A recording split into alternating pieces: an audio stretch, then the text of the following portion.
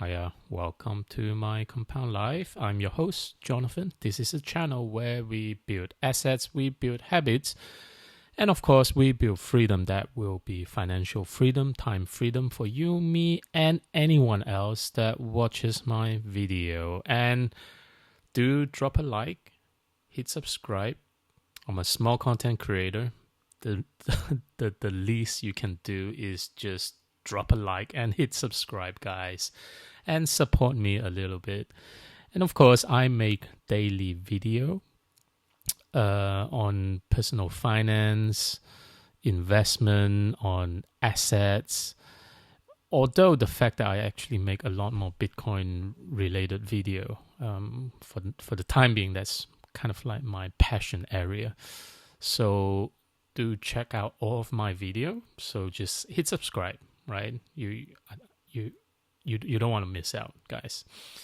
And let me know who you are in the comment section. Your name, where you're from. It's always nice to hear back from viewers. Okay, so let's start. Let's start today. Bitcoin daily. Time of recording. It's around 9 a.m. in the morning. It's the 21st of January 2026. So good morning to the people in the UK, if you're watching in the UK, and good afternoon if you're watching from Asia, and good morning if you're watching from the US. I mean, I think it's in the middle of the night for you guys, but very likely you see me by the time you wake up. Okay, so right now, what the hell is happening with Bitcoin right now? Bitcoin is around 89,300. In the past 24 hours, it dropped about 2 to about 2.5%, starting from around 91,000, hitting a high of near 91,500 and a low around 88,850. Okay.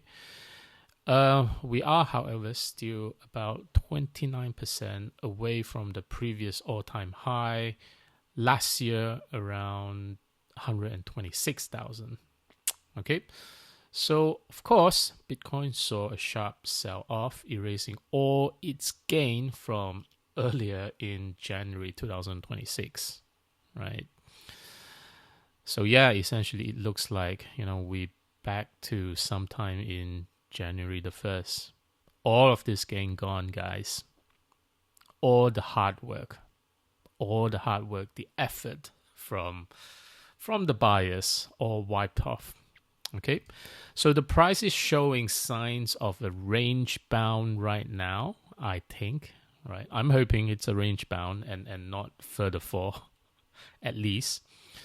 Where it's bouncing between the support of 88,000, to about 92,000. 92,000. So this kind of sideways movement often happens when kind of like buyer and seller are evenly matched. But of course, it builds up energy for a bigger move, and that will never be guaranteed whether this will means it's going up or down. So we'll see how that bigger move transcends. Okay, so if we look closer, Bitcoin is testing lower support for now, which could mean more downside if it breaks 88,000. So if it breaks this, that means more downside, or a rebound if buyer steps in. You never know. Volume has been lower during this drop, suggesting not a lot of new selling pressure, but rather I think people are afraid. So that's why people are taking profits from recent highs. Okay. So my read on the chart right now, this is a zone where patience is key now, right? I don't think panic sell will be worth the while. I'll let you guys know towards the new section, right? Because a lot of it's not due to a lot of it, I think it's due to Greenland, the tariffs issue between US and Europe, as well as the Japanese carry trade, the Japanese bond yield increase, right? So at least for the tariffs perspective, I think it would be a short-term thing. They will find ways to fix it. That happened before, last year around March, April period, and it gave us such a good buy the dip opportunity, right? Specifically for some of the stocks and shares, right? So I actually gone in pretty hard on Tesla shares last year during this time round, and that was a magnificent trade. I felt, at least, right? So and also, I mean, the Japanese bond yield issue. I think that's I'll cover that in just a moment. So because of all of this, I kind of felt maybe it's not the best time to sell yet. But of course, these are non-financial advice, so you have to do your own research. So don't rush decision based on short-term dips. It's what I'm trying to say. Watch for clear break above 92K where possible. So it does seem maybe we are not heading any lower. Maybe this could be some recovery. But anyway, we'll have to get back to about this zone area and probably try to get back to here in order for us to determine whether, we are still bullish. But so far, I kind of felt it's neutral for now. Just some big macro news that's affected some sell-off. We'll see how it goes when market opens today in a few hours' time. Okay, so looking into the fear and greed index right now, we are back in the fear zone. It dropped significantly, right? So we were still at a neutral zone yesterday. Well, not yesterday. Yesterday we were at fear already, and then today it definitely dropped a little bit. Dependence on how market react. Maybe I think for now we are essentially range bound, just like the price between $88,000 to $90,000 per Bitcoin, and then range bound for in the fear zone, even for fear and greed index. Let's take a quick look in terms of ETF. What have they been doing? So yesterday was the first time market opened because Monday was a holiday, public holiday. So yesterday, the 20th of Jan, it was all bearish for Bitcoin, a total outflow of $479 million worth of outflow. Largely coming from Grayscale, followed by Fidelity, followed by BlackRock. So essentially almost all were outflow. Okay, so this week in specific for Bitcoin, okay, for Bitcoin this week, I mean, it's obviously outflow, but from a monthly perspective, so far for January, it's still positive at 726 million total inflow. Let's take a quick look at Ethereum. Ethereum, it's the same, very similar to Bitcoin. It's all outflow. Total of 230 million worth of outflow. Huge sell-off from BlackRock and Fidelity, followed by Grayscale, followed by Bitwise. Okay, so far for Ethereum on the monthly inflow outflow for monthly, it's actually all inflow. Well, it's better than in comparison to December and November, right? So I would hope there will be more recovery, but we'll see. We'll see how it goes. And Solana, sold ETF. It's the only one that's still giving inflow of $2.9 million. On the monthly chart for Sol, I think it's still tiny. You can't really see much. But so far, for the month of January, it's a total of $100 million worth of inflow. Okay, versus last month, December, it was $147 million. November, it was $419 million. Okay, I think so far Solana was the only very, very positive one.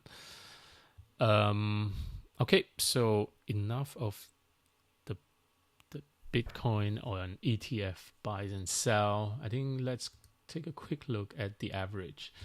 Just want to see how well we are doing in terms of monthly return. So far for Q1 for Bitcoin, the return is 1.69%. Okay, so that's only with 21 days worth of data for Q1, 1.69%. Okay, so yeah, I think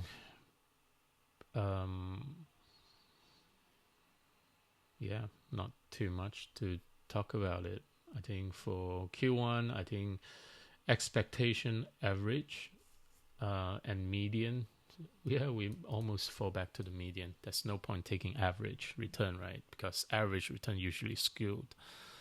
But so far for January, I think it's as expected, because usually January would be slower. Traders just came back from holiday, a lot of decision were lacking. And somehow, I think, the median return for Bitcoin is about 1.16%. We're now at present about 1.69%. Okay. So usually, maybe February would pick up again, but we will see. We'll see how this goes, because to me, I think, maybe this year we are heading towards a bear market. So Bitcoin may actually continue to dip further, but we'll see.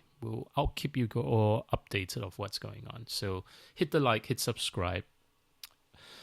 Okay, so let's move on to news that move Bitcoin price. Okay, so for the time being, what I can say is everything in the stock market, equity market, everything are in red. Almost everything are in red. Very, very red. Okay, so $1.3 trillion has been wiped out from the US stock market yesterday, right, till now. So NASDAQ and S&P 500 have erased all their 2026 gains and turned negative. So this comes as US, EU, all because President Trump wanted Greenland, trade tension, and also the Japanese bond market continues to weaken. And pension funds began cutting exposure to US treasuries. Okay, so everything's dumping, apart from gold. Right, so gold obviously from another all-time high, so good for gold holders. If you're out there, let me know in the comment section. As a result, Bitcoin dips below 90,000 as global sell-off deepens, right? So these are all in the headlines, or are affecting Bitcoin price, or are affecting sentiments, investor sentiments. So no one actually dares to buy more Bitcoin, and no one dares to buy even ETF. We are seeing a lot more sell off. So Bitcoin obviously fell sharply below 90,000 in the past 24 hours, triggered by broader market fears over US tariffs announced by President Trump, including 10% on EU goods to pressure Denmark and Greenland, and 25% on trade with Iran.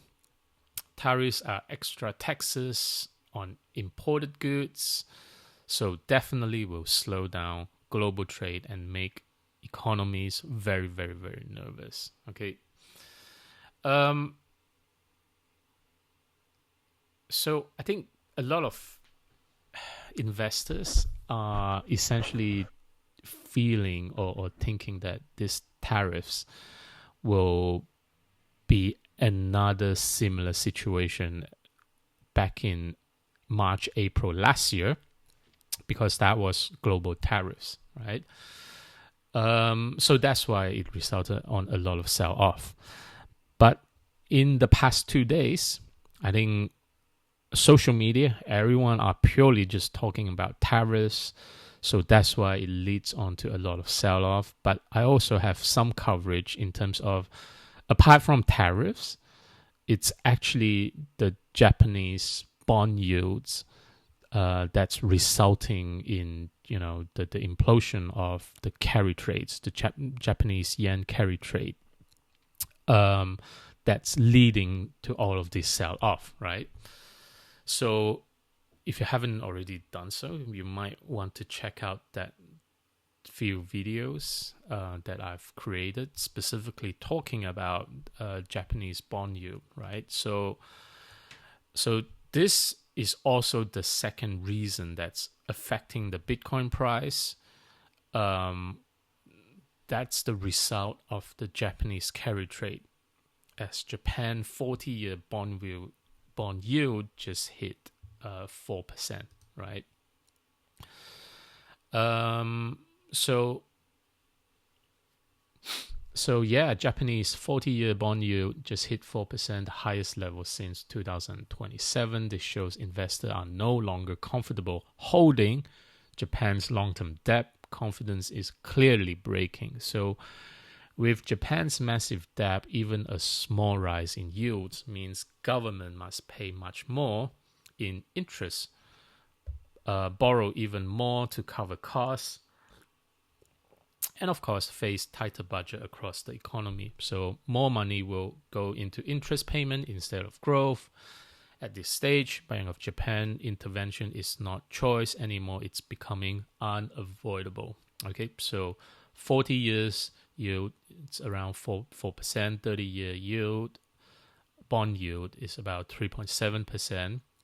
And even 20-year bond yield is about 3.348%. Okay, so not good. So even the Treasury Secretary Scott Bessent, I think it's called Bessent, says global sell-off driven by Japan bond shock. It's all because of Japan. It's not because of Greenland, right? So U.S. Treasury Secretary Scott Bessent stated in the Fox News interview from Davos that the current recent market sell-off isn't due to political tensions over Greenland or tariffs, but rather a massive disruption in the Japanese bond market. Okay, so Japan's 10-year bond experienced an extreme 6 standard deviation move over 2 days, meaning a huge unusual spike in yields. That's the interest rate on bonds. This blew out. Yields higher in Japan, and the ripple effect spread to Germany, France, the US bonds pushing their yields up too. So bonds are like loans to government. When yields rise sharply, it signals worry about inflation or debt, making equity market and any market to be very, very nervous. So Bessent has already contacted Japanese official to help calm things down, calling it a global bond shock rather than a trade news. Okay, so let's check out this. So this is what Scott Besson said.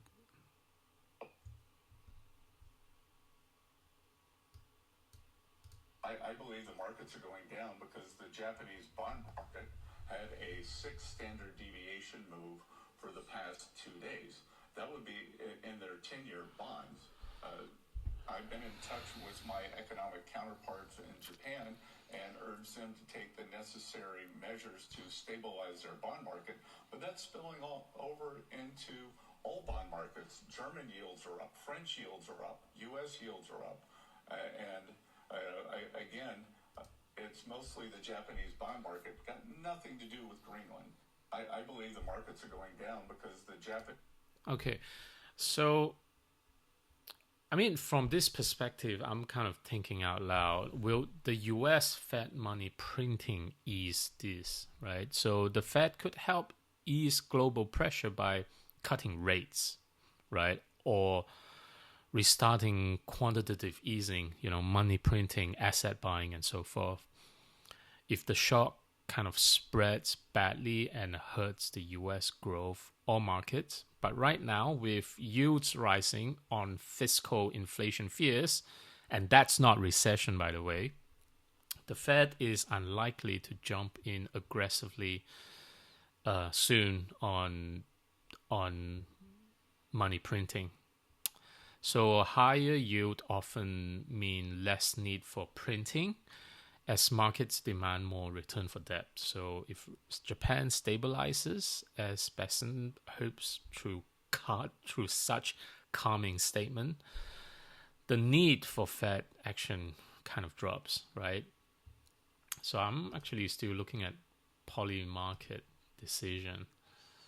I think it's actually drop because yesterday was around 3% for a possible 25 basis point decrease for rate cuts, and then now it's dropped to about 2.1%. So not anytime soon, no rate cuts. We do have some quantitative easing, but definitely no immediate rate cut coming. So we'll see. I mean, maybe Jerome Powell might want to play along because rate cut can definitely ease some of these, but we will see. All right, other interesting news section. Michael Saylor bought $2.5 billion worth of Bitcoin. So yeah, I think MicroStrategy, company strategy, a company led by Bitcoin fan Michael Saylor, just bought 22,305 Bitcoin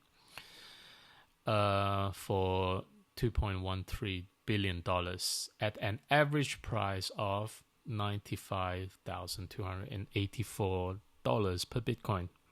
That's a bargain, guys, right? So this happened yesterday. They now hold well over 9,715 Bitcoin. Okay. I think for Bitcoin holders, this is very, very reassuring because big firms like at least for Michael Saylor, he's going to buy and store the Bitcoin away. He's not going to immediately sell, right? They're becoming a Bitcoin treasury companies, right? So knowing that there's this amount of Bitcoin that has been bought and stored away, that's very, very good, right? At least for long-term holders, right? So if holder, you're entering knowing that, sailors continue to buy, I think it gives more confidence for all of us to continue with our DCA, pound cost average, right? But having said that, I just want to remind everyone, right? If you hold Bitcoin, fantastic. These are great news, right? If you hold crypto, I somehow felt it's actually pretty negative because Saylor strategy, the company, as well as ETF, all of these, institutions they are buying and storing Bitcoin in the TradFi, right? So they are very likely they're very, very different to retail investors like us, where we used to have to buy Bitcoin through exchange, right? So the buy and sell of Bitcoin through ETF, through the purchase of MSTR, all of this money sits in the TradFi. So this money will, after they sell Bitcoin or after they sold MicroStrategy, this money doesn't immediately goes into an exchange to buy crypto, right? So this also kind of explains why, if you are a crypto holder, apart from holding Bitcoin, you might also hold some crypto. That really explains why, crypto never quite pump this time around, this cycle, because the money doesn't get transferred onto exchange to further pump up crypto, whereas a lot of the money are kind of transition or rotated into buying gold or silver, because that's still part of the traditional finance. It's that product is still easily accessible, and at the same time, the sell-off of MSTR or sell-off ETF can easily, allow the money to be shift back into, let's say, buying more Mag 7 shares, because for the time being, Mag 7 shares could also be on a discount right now because of tariffs, because of the Japanese bond yield, right? So be mindful of that. If you have a strong belief that crypto it's making a comeback in the year 2026, just want to manage expectation that very likely you might have to hodl and wait until the next cycle if you haven't already sold. Okay. Other news. Ancient Bitcoin whales wakes up after 13 years. Okay, so a Satoshi era wallet holding 909 Bitcoin worth well over $84 million just woke up after 13 years. I think it's early days when Bitcoin was new and cheap. This whale bought this amount of Bitcoin, or it could be a miner that's mining off their computer, right? Move this amount of Bitcoin. So I think what's interesting was that this wallet was dormant for over 13 years, right? And then all of a sudden they are making the move. Could be for a lot of reasons that such holders are moving their Bitcoin. Could be because they potentially want to cash out, or they want to secure their wallet. I think be careful of this, because if this will do sell, that means Bitcoin price can dump very, very, very quickly. As long as you're kind of still on DCA, it could brings in good DCA opportunity. But of course, I think short term could be a lot more sell pressure, especially Bitcoin is at this fragile moment, where prices, may dip anytime. I think that's it. That's it for today. So for the past 24 hours, I think Bitcoin dropped to 89,000. It's all because of tariffs.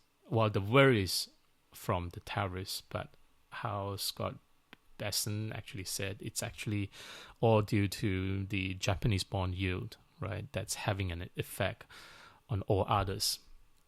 So I think could be a good dip buying opportunity. Everything's on sale right now. Not financial advice, of course, but at least, I'm eyeing to buy more Tesla shares and not Bitcoin, I'm afraid. But anyway, good in a way that Treasury Secretary Scott Besson, came out with a calming message. But we'll see how it all goes. Let me know in the comment section what you guys think, right? So do hit the like, hit subscribe, and I'll see you in the next video, guys. Bye.